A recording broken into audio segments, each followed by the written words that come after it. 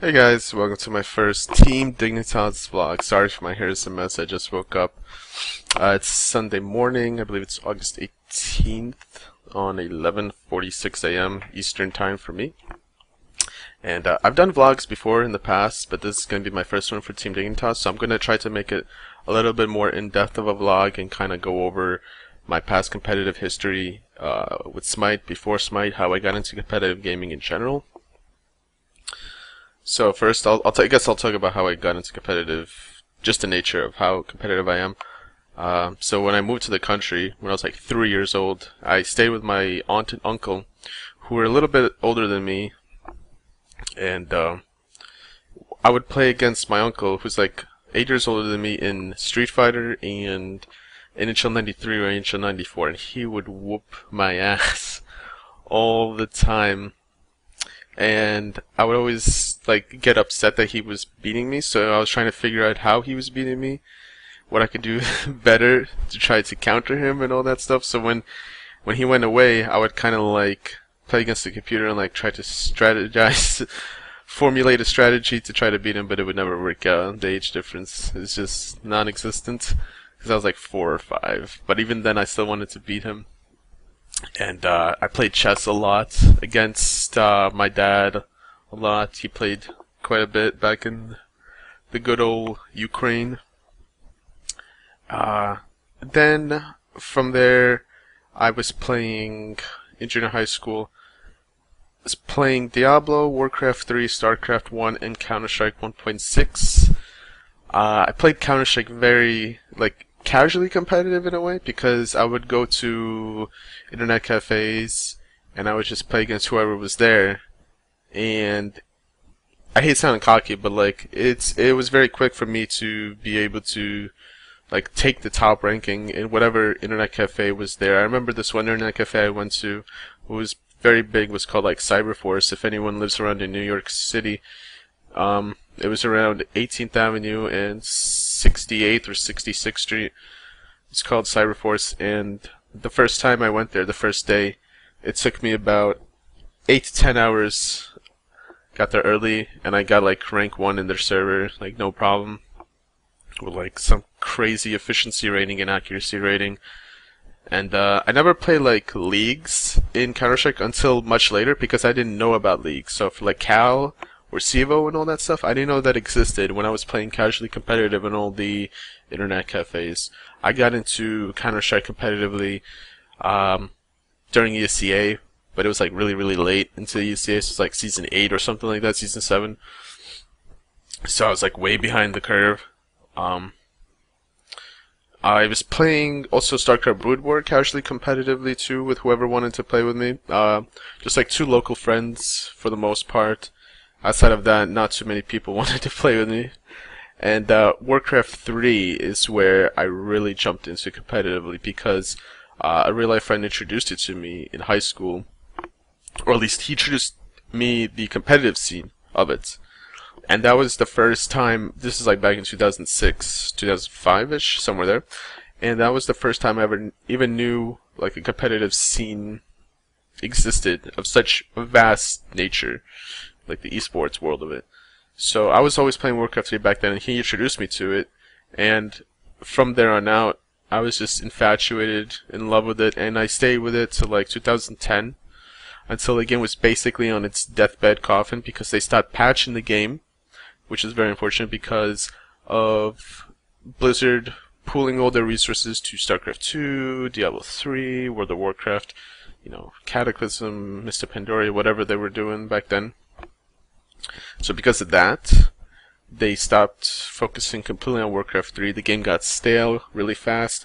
Everyone started quitting. And everyone was really hyped for StarCraft 2, obviously.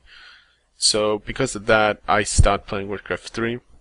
And then I got an offer to join Root Gaming for StarCraft 2 to help them out with team managing, because I was a team manager for Warcraft 3 for about 2 years, at the end of my 2 years.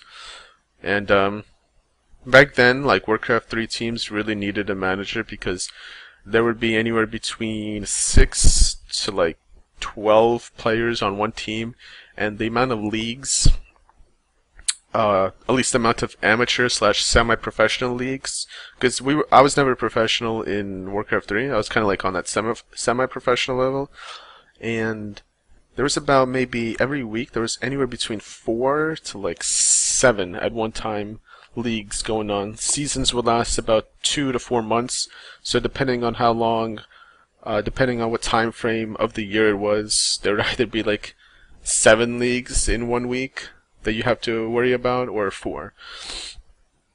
So yeah, I did that for like 2 years, and I was still playing also competitively when I was still managing. So I helped out Root Gaming with StarCraft 2 for a very small time frame. It was during my winter semester break, and I couldn't really help them after that because I needed to focus on schools and studies.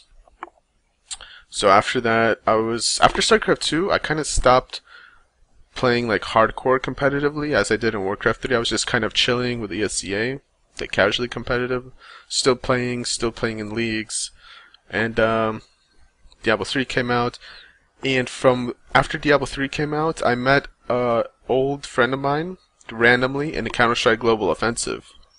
And I use the same alias I use all the time, just Anatoliy. It's my first name, and it's the alias I've been using forever. So I met him, he recognized me in Counter-Strike Global Offensive. You know, he was asking me if this is me from Brooklyn and all that stuff, so we caught up. And he introduced me to Smite. And at first, I loved it. Like, it was so awesome. Like, I don't even know how to describe my first experience. Like, everything about the game, I just love. Like, I love playing competitive games. And this game was competitive, and it was fun. It was new, exciting, and I still love it to this day. Unfortunately, he stopped playing Smite. I'm not too sure. We kind of fell off again. It's funny how things work out. And so that's how I got into Smite and my competitive nature behind Smite. Now I'll talk about my competitive experience with Smite and the teams I've been on and all that stuff. So when I first started, I started actually 2012 August, very late August, about 2 or 3 days right before Guild Wars 2 came out. So my first team I joined around, I think, September or October. And I was trying to learn a lot, so what I would do is I would play ranked, and I would play in the middle role a lot. I played like hell, maybe 400 games, Agni 200 games, Raw 200 games. Just trying to learn the mid role because I felt the mid role was the easiest way to learn how to play Smite. Just to figure out the mechanics of the game in general, how my skill shots work, how the enemy skill shots worked, and then basically how to counter somebody. So it's like a very intimate dance, 1v1 and stuff, and I kind of like that stuff. There's a lot of mind games to how to play mid, and I loved playing mind games with people, so it was like a perfect suit for me to play the mid role in ranked, and I did that for a long time. So when I joined BLGNA back in like September, October, it was me, Zapman, Sparks, KO, and I think RXK. And then Zapman and Sparks kind of left to make their own team because they had they had different ways of seeing how the team should be run compared to how KO thought the way teams should be run. So Zap just wanted to go make his own team and do things his way, which worked out really well for him. If you want to find out more about that, you can watch his blog. So that from there on out, the team was kind of on the decline. I stayed with BLGNA for about a month, maybe a couple weeks, and our team wasn't progressing with the new people we got. So from there on out, I was having fun playing with Juice Gaming. And in Juice Gaming was Harvest, Allied, Shing, Jerby. I think that's it. Oh, and DM Brandon was there too. And just needed somebody to cover for DM Brandon because he was heavily working, so he didn't have that much time to practice. And I had a lot of fun playing with Juice Gaming. Before I made my decision to join Juice Gaming, like I was always ringing for them just for fun, just trying to ring for anybody, any team, just to get more and more experience, more scrim exposure, competitive exposure, all that kind of stuff.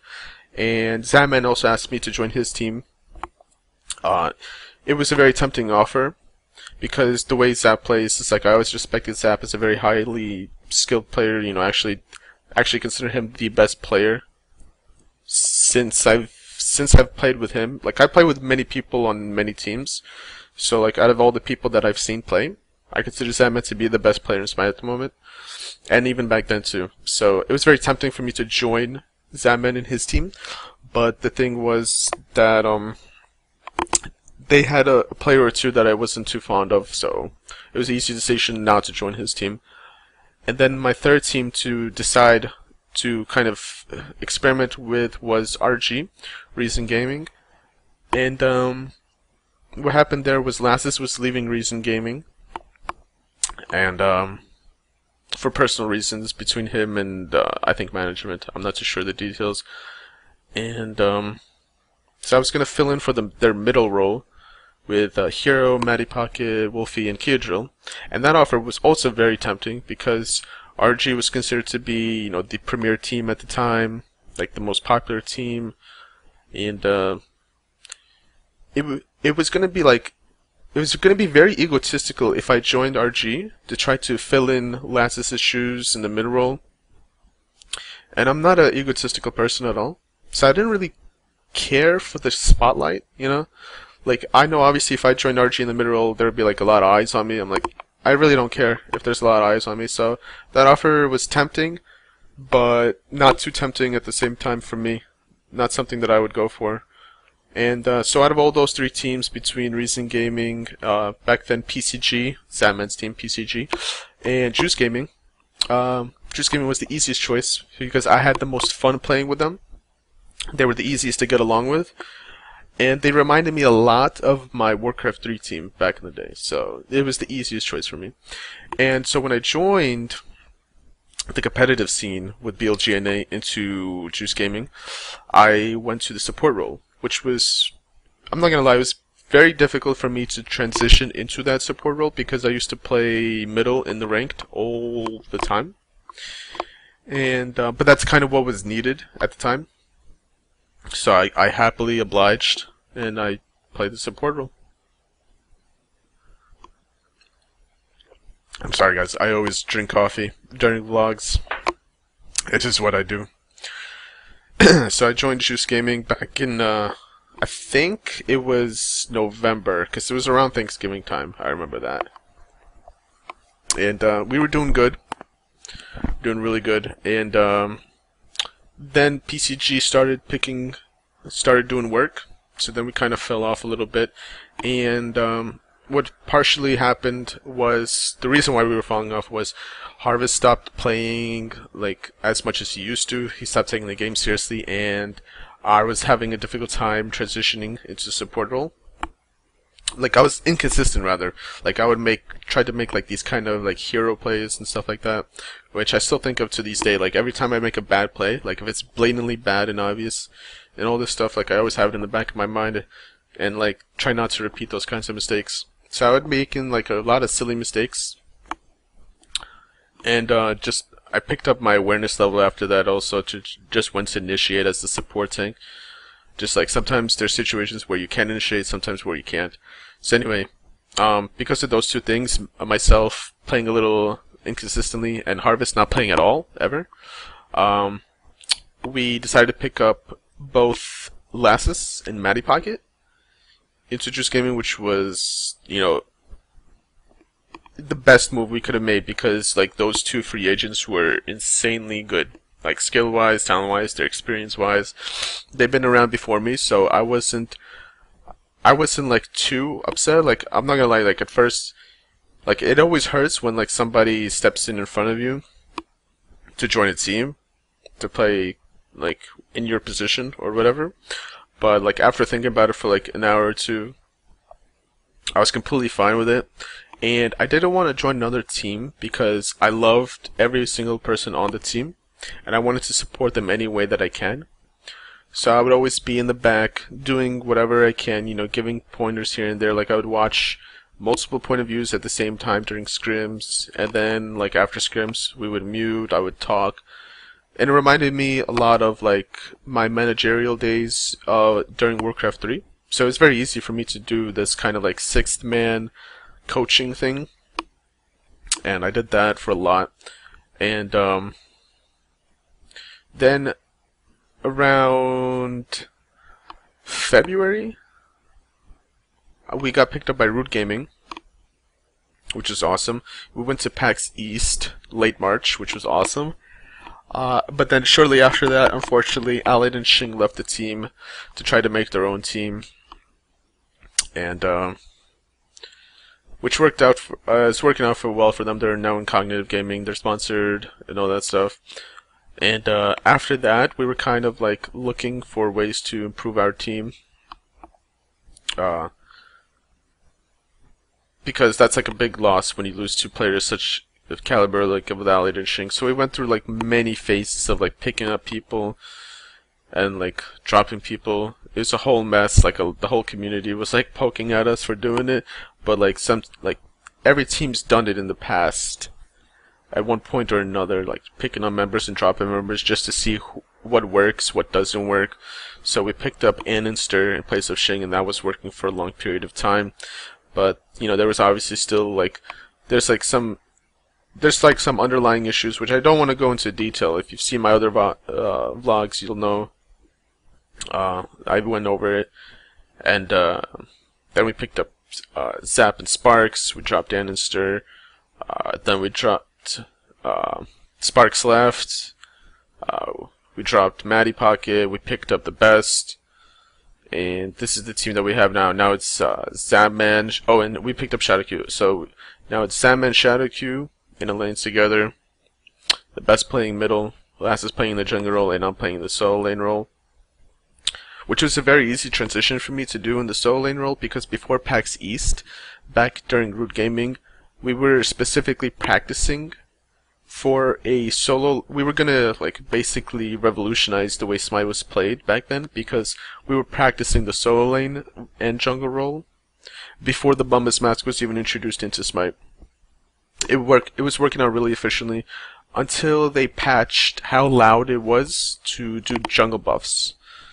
So it was Shing doing jungle, and I was holding the solo lane role back then during Root Gaming, and it was working out really well until they patched the noises, which was really unfortunate timing for us, because that was going to be our go-to strat, and it was working out really fantastically well during scrims.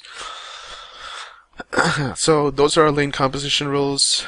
That was my history of how I got into Smite and my competitive nature in general, and that was my team history of Smite. Don't really know what else to talk about, I guess. Oh, PAX Prime is coming up soon, in about 2 weeks, so I'm really excited for that. Can't wait to see my boys again. We saw each other on Texas in RTX, so that was really fun. That was about 2 months ago, like July 4th weekend. So I just can't wait to see them again and have a great time playing in this tournament and all that stuff. Also get a chance to meet all the other Dignitas people, Dignitas management, some players from other Dignitas teams. So I can't wait for that. It's going to be a great time. So I guess I'll see you guys at PAX Prime. I have nothing else to say. Take care, guys, and stay tuned for my other vlogs.